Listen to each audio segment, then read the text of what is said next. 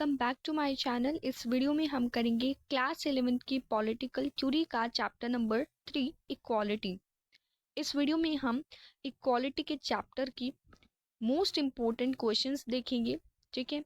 और इक्वालिटी का की अगर आपको वीडियो देखनी है, इसको समझना है अच्छे से, तो उसकी वीडियो भी आपको डिस्क्रिप्शन बॉक्स में मिल जाएगी, ठीक है, जिसको मैंने बिल्कुल बहुत ही ईजी तरीके से इक्वालिटी के चैप्टर को समझा रखा है एनसीईआरटी से, लाइन टू लाइन एक्सप्लेनेशन से, ठीक है। तो अब इस टॉपिक को स्टार्ट करते हैं, यानी कि एक्स्ट्रा मोस्ट इंपॉर्टेंट क्वेश्चंस इसके देखते हैं। तो वीडियो के एंड तक बने रहना ताकि आपको ये सारे क्वेश्चंस क्लियर हो जाएं, ठीक है। एंड स्टार्ट करते हैं इसको। तो पहला क्वेश्चन जो है वो इक्वालिटी के ऊपर ही है कि इक्वालिटी एक्चुअल में होती क्या है, ठीक है। तो अगर हम इक्वालिटी का चैप्टर पढ़ रहे हैं तो सबसे पहले मोस्ट इंपॉर्टेंट क्वेश्चन तो यही बनता है ना कि एक्चुअल में इक्वालिटी है क्या। तो इक्वालिटी एक वाइड कंसेप्ट है, ठीक है, जिसमें क्या होता है, इक्वल ट्रीटमेंट और इक्वल रिवॉर्ड किया जाता है, यानी कि सबको इक्वल ट्रीटमेंट मिले, सबको इक्वल रिवॉर्ड मिले, ऐसा इक्वालिटी का मतलब होता है, ठीक है।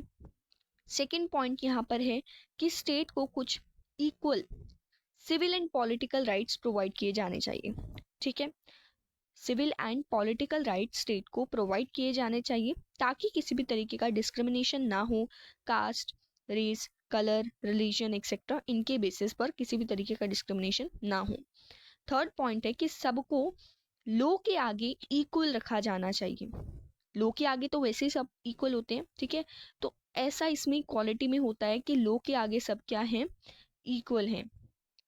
फोर्थ पॉइंट है कि सारे जितने भी मेन एंड वुमेन हैं, ठीक है, वो उनको इक्वल अपॉर्चुनिटीज मिलनी चाहिए ताकि वो अपने टैलेंट्स को डेवलप कर सके, अपने स्किल्स को डेवलप कर सके, ठीक है। तो चौथा पॉइंट हमारा क्या हो गया कि सारे मेन एंड वुमेन को इक्वल अपॉर्चुनिटीज मिले। अब इसको याद कैसे किया जाए, इसको याद करने का भी तरीका है, आप इनके कीवर्ड्स बनाइए। कीवर्ड्स कैसे, जैसे equal treatment and equal reward. आप सिर्फ इतने को याद रखोगे ना तो आप पूरा सेंटेंस बना लोगे कि इक्वालिटी एक वाइड कॉन्सेप्ट है जिसमें ये सिचुएशन होती है। दूसरा आप क्या कर सकते हो, नो डिस्क्रिमिनेशन, किसी भी तरीके का डिस्क्रिमिनेशन ना हो, ठीक है, equal civil and political rights मिले। अब तीसरा क्या कर सकते हो, equal before the eyes of law, तीसरा कीवर्ड बन गया। फोर्थ कीवर्ड क्या बन सकता है यहाँ पर, फोर्थ बन सकता है इक्वल अपॉर्चुनिटीज का, ठीक है। आप इन चार कीवर्ड्स को याद रखोगे, equal treatment, equal reward, no discrimination, equality before the law of, equality before the eyes of law.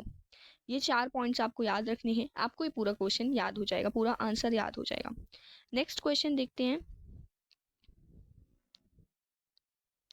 Next question यहाँ पर है कि काइंड्स ऑफ इक्वालिटी कौन कौन सी है, कितने काइंड्स की इक्वालिटी है, उनको हमें एक्सप्लेन करना है। तो ये सबसे इंपॉर्टेंट क्वेश्चन है, इसमें से आपका कुछ भी आ सकता है। जैसे 6 तरीके की इक्वालिटी होती है natural, social, civil, economic, political and national.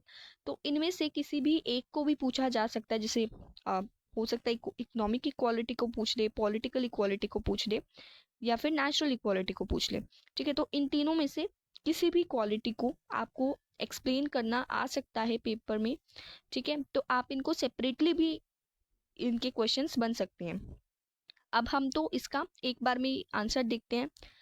तो सबसे पहले यहाँ पर आता है नेचुरल इक्वालिटी। नेचुरल इक्वालिटी का मतलब क्या होता है कि ये अलग अलग पढ़ी जाती है। जो राइटर्स है ना, वो इनको इस नेचुरल इक्वालिटी को का अलग अलग मतलब निकालते हैं। सबकी आइडियोलॉजी अलग है, सबके व्यूज अलग है, तो सेम तो निकलेंगे नहीं, है ना, तो अलग ही निकलेंगे।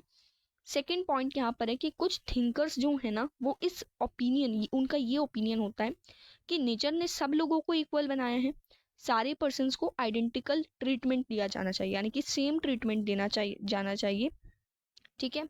और irrespective of their capacity and temperament, हमें ये नहीं देखना चाहिए कि उनकी कैपेसिटी कितनी है, उनका टेम्परामेंट यानी कि उनका नेचर कैसा है, ये नहीं देखना चाहिए, सबको आइडेंटिकल ट्रीटमेंट मिलना चाहिए। कुछ थिंकर्स ऐसा सोचते हैं, उनका ओपिनियन ऐसा है, लेकिन फैक्ट ये है कि नेचर ने सबको इक्वल तो नहीं बनाया है, ठीक है।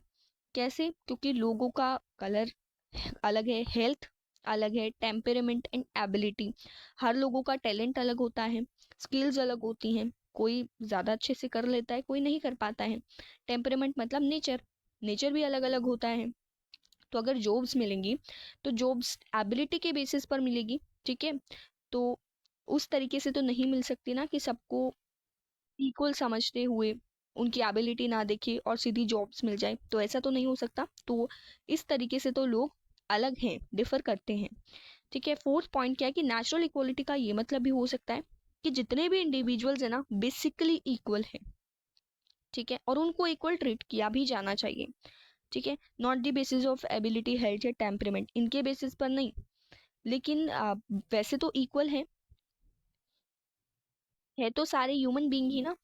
फिफ्थ पॉइंट है कि कोई भी इंडिविजुअल जो है that cannot be that can be sacrificed at cost of development of personality of another individual, यानी कि कोई भी इंडिविजुअल दूसरे पर्सन की डेवलपमेंट में रुकावट नहीं डाल सकता है, ठीक है। Okay, so next natural equality के बाद हम देखते हैं अपना पॉलिटिकल इक्वालिटी। पॉलिटिकल इक्वालिटी का मतलब क्या होता है कि जितने भी पर्सन है उनको पॉलिटिकल स्फीयर में इक्वल ट्रीट किया जाए। इसका मतलब है equal access of everyone to avenue of authority, यानी कि सबको इक्वल एक्सेस मिले हर चीज की अथॉरिटी में भी। अब जितने भी सिटीजन्स हैं तो उनको इक्वल पॉलिटिकल राइट्स मिले।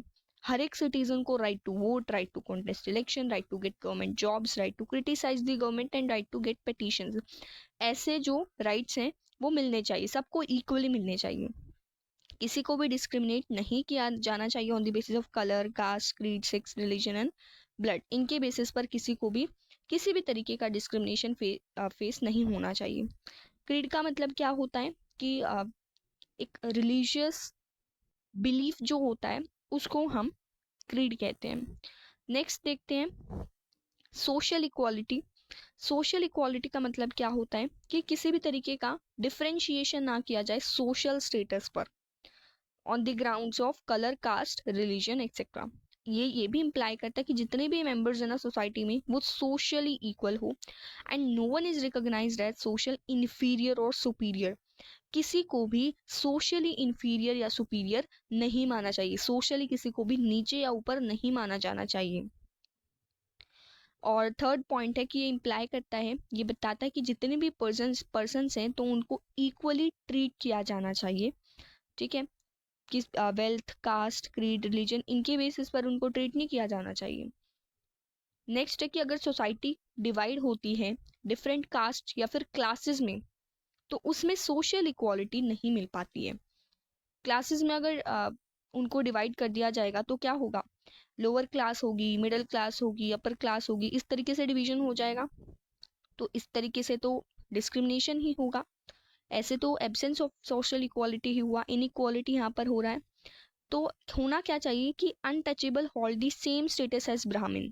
जो ब्राह्मण का स्टेटस है वैसे ही अनटचेबल का स्टेटस भी होना चाहिए।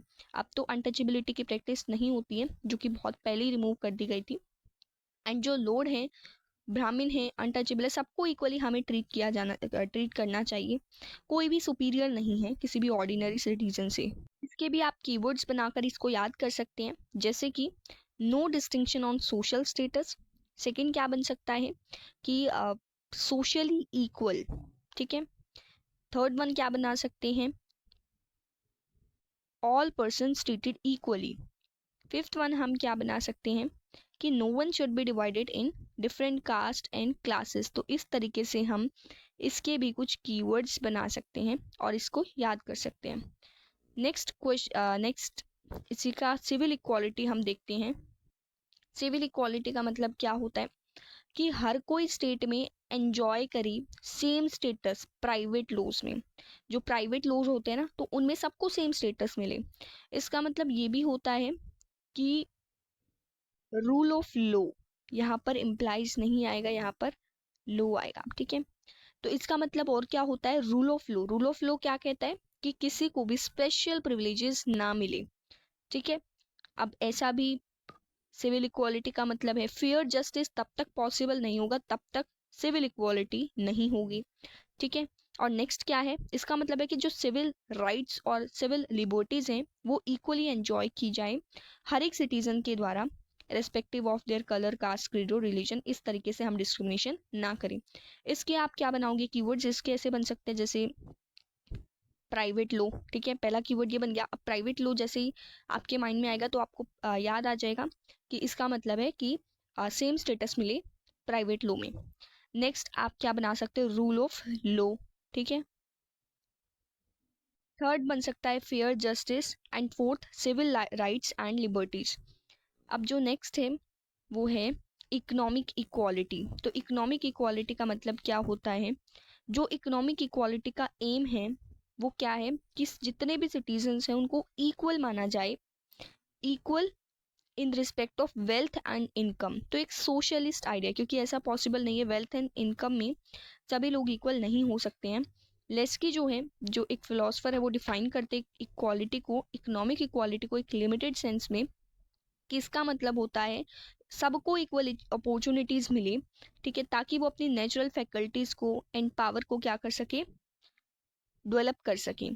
थर्ड पॉइंट है कि it should be the aim of democracy to reduce great inequalities in wealth. ये डेमोक्रेसी का एम होना चाहिए कि जो वेल्थ के बेसिस पर जो इनइक्वालिटीज हैं उसको खत्म कर दे। एंड इकोनॉमिक इक्वालिटी एग्जिस्ट कर सकते हैं जब सभी लोग जो हैं उनके पास रीजनेबल इकोनॉमिक अपॉर्चुनिटीज हो, ठीक है, तब इकोनॉमिक इक्वालिटी एग्जिस्ट करती है। नेक्स्ट यहाँ पर है नेशनल इक्वालिटी। नेशनल इक्वालिटी का मतलब होता है कि जितने भी नेशंस हैं वर्ल्ड में वो इक्वल हो जब वो दूसरे नेशंस के साथ डील कर रहे हो, यानी कि सारे जो भी नेशंस है वो इक्वल हो। तो इकोनॉमिक इक्वालिटी में हम कीवर्ड्स कैसे बना सकते हैं, aim of economic equality, definition by Laski, and third बन सकता है एम ऑफ डेमोक्रेसी, फोर्थ क्या होगा, रीजनेबल इकोनॉमिक अपॉर्चुनिटीज। अब हम चलते हैं अपने नेक्स्ट क्वेश्चन पर। तो नेक्स्ट क्वेश्चन हमारा है कि एब्सोल्यूट इक्वालिटी क्या होता है। जो सपोर्टर है एब्सोल्यूट इक्वालिटी के, उनका एक नेगेटिव व्यू है इक्वालिटी के बारे में, जिसका मतलब है एब्सेंस ऑफ प्रिविलेजेस। यानी कि एब्सोल्यूट इक्वालिटी का मतलब ये कहते हैं कि प्रिविलेजेस ना हो, किसी भी पर्सन को स्पेशल पोजीशन ना मिले कलर, कास्ट, रिलीजन या फिर इकोनॉमिक स्टेटस के बेसिस पर। जो सोसाइटी की डिमांड है वो क्या है कि सभी लोग इक्वल हो, किसी भी तरीके का डिफरेंशिएशन ना हो, डिस्पैरिटी ना हो किसी भी तरीके से। इसका मतलब है it seems to impossible in collective society. जो कलेक्टिव सोसाइटी जहाँ पर लोग इकट्ठे रहते तो वहाँ पर ये चीज़ इम्पॉसिबल होती है एक तरीके से। कैसे, क्योंकि नेचुरल इक्वालिटी जो है, इस तरीके की नेचुरल इक्वालिटी तो एग्जिस्ट करती है, कलर की बेसिस पर करती है, इनइक्वालिटी ऑफ एनवायरनमेंट एग्जिस्ट करती है, ठीक है, जिस और जो जो क्या करती है कि मैन एंड वुमेन जो है वो अनइक्वल स्ट्रेंथ के हैं, कैपेबिलिटीज अलग है, कैपेसिटीज अलग है, ठीक है। तो इस तरीके से ये कलेक्टिव सोसाइटी में इम्पॉसिबल टास्क दिखता है। नेक्स्ट जो यहाँ पर क्वेश्चन है वो है what are essential of positive aspect of equality. Positive aspect of equality के असेंशियल्स क्या है, रिक्वायरमेंट्स क्या है। तो जो पॉजिटिव एस्पेक्ट ऑफ इक्वालिटी है उसका मतलब है कि equality of an environment, environment में इक्वालिटी होना, ठीक है, जहाँ पर सभी लोगों को इक्वल अपॉर्चुनिटीज मिल सके, इक्वल एक्सेस मिल सके उनकी डेवलपमेंट के लिए। तो असेंशियल्स क्या है पॉजिटिव एस्पेक्ट ऑफ इक्वालिटी के, फर्स्ट वन है इक्वल अपॉर्चुनिटीज, कि सबको इक्वल अपॉर्चुनिटीज मिले, सबको जो मिनिमम नीड्स है उनकी एक्सेस मिले, सबको मिले, इक्वल ट्रीटमेंट मिले सबको, बेसिक नीड्स की फुलफिलमेंट हो, एंड जो रिसोर्सेज है वो सबके लिए अवेलेबल हो। नेक्स्ट क्वेश्चन यहाँ पर है fifth question, what do you understand y equal opportunities for all. सबके लिए इक्वल अपॉर्चुनिटीज का मतलब क्या है, इसका मतलब है कि जो हर एक पर्सन जो है सोसाइटी में उसको इक्वल और एडिक्वेट अपॉर्चुनिटीज मिले ताकि वो अपने आप को डेवलप कर सके, ठीक है। जो स्टेट है वो ऐसे लॉज पास करे जिसमें स्टेट में कोई भी किसी को भी ऐसा ना हो कि अपने खुद को डेवलप करने के लिए डिनाई कर दिया जाए, अपॉर्चुनिटीज ना मिले। तो ऐसा स्टेट में कुछ नहीं होना चाहिए, ऐसे लो यहाँ पर बनने चाहिए। No one should be deprived of opportunities, सबको अपॉर्चुनिटीज मिलनी चाहिए। ऐसा नहीं होना चाहिए कि किसी को भी वो अपॉर्चुनिटीज ना मिले ताकि वो अपने टू मेक प्रोग्रेस ना बना पाए कलर, कास्ट, रिलीजन के बेसिस पर। फोर्थ पॉइंट है कि हर किसी को सेम लॉ से गवर्न होना चाहिए, यानी कि सब जो हैं उनके लिए लॉ सेम ही होता है। तो all should be equal in the eyes of law, सारे जो हैं वो लॉ की आइज में इक्वल ही होते हैं। यहाँ से क्या कीवर्ड्स बन सकते हैं, पहला बन सकता है equal and adequate opportunities, second one, laws that should be passed by state. Third one, opportunities to make progress. And fourth जो बन सकता है वो है govern by same law. Next question देखते हैं। क्वेश्चन नंबर 6 है कि what do mean by equality before law. Equality before law का मतलब क्या होता है? इक्वालिटी बिफोर लॉ का मतलब होता है कि सारे सिटीजन्स जो हैं वो लॉ से पहले बिल्कुल सेम है, यानी कि लॉ के आगे बिल्कुल सेम है। जितने भी सिटीजन्स हैं लॉ सबके लिए सेम ही होता है। और जो सिटीजन्स हैं उनको डिस्क्रिमिनेशन नहीं किया जाना चाहिए कलर, कास्ट, क्रीड, सेक्स और रिलीजन के बेसिस पर। थर्ड वन है कि उनको इक्वल अपॉर्चुनिटीज मिलनी चाहिए ताकि वो अपनी प्रोग्रेस कर सके। फोर्थ वन, किसी को भी स्पेशल प्रिविलेजेस नहीं मिलने चाहिए। फिफ्थ वन है कि किसी को भी लॉ के ऊपर नहीं मानना चाहिए, ठीक है, क्योंकि लॉ तो सबके लिए सेम है, लॉ से आगे कोई नहीं है, ठीक है। And there should be equal punishment for equal crime. अगर किसी ने सेम क्राइम किया है तो there should be equal punishment for the same crime. इसके भी कुछ कीवर्ड्स बन सकते हैं, जैसे कि सिटीजन्स आर इक्वल, पहला तो ये बन सकता है। सेकेंड वन क्या बन सकता है? No discrimination. Third one, equal opportunities. Fourth one, special privileges. And fifth one क्या हो सकता है? No one should be considered above the law. ये तो वैसे ही शॉर्ट है, आपको ऐसे भी याद हो जाएगा। फिफ्थ वन क्या हो सकता है? Equal punishment. So next question देखते हैं, question number 7। Explain Marxist view of equality. Marxist view क्या है इक्वालिटी का? तो यहाँ पर मार्क्सिस्ट व्यू किस वजह से आया है? कार्ल मार्क्स की वजह से, ठीक है। तो पहला जो पॉइंट है वो क्या है कि ये इकोनॉमिक इक्वालिटी पर ज्यादा जोर डालते हैं, ठीक है, एम्फोसाइज करते हैं मार्क्सिस्ट ने। And according to Marxism economic inequality से क्लास स्ट्रगल हो सकता है। कैसे? जैसे अलग अलग क्लासेस बन सकती हैं, ठीक है। जैसे जो रिच, जिनके पास ज़्यादा पैसा होगा वो रिच क्लास में आ जाएंगे, ठीक है। जिनके पास कम थोड़ा मतलब मीडियम मीडियोकर में आ जाएंगे वो, ठीक है, तो जिसको मिडिल क्लास भी कहते हैं। और अगर जिसके पास कम होगा या फिर ना के बराबर होगा that is called poor, poor people, ठीक है। तो इस तरीके से क्लासेस बन सकते हैं। अगर इकोनॉमिक इनइक्वालिटी होगी तो ऐसे क्लास क्रिएट हो जाती है। And they have greatly criticise the centralisation of money and power.